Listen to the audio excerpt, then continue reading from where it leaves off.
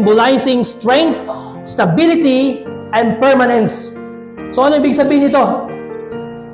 It is Jesus, the Petra, who is our firm foundation and the source of power and strength.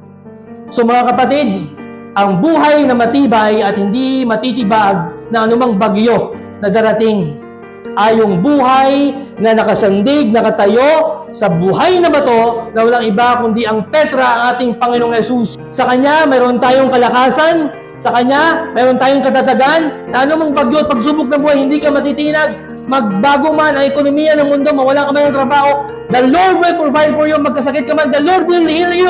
And even if this life will be gone, we have eternal life. We have the promised eternal life with our God. And that is something that we must hold on to. Dahil ang Diyos natin ay Diyos na magpakailanman. Hindi masusukat ng laman ng iyong bulsa.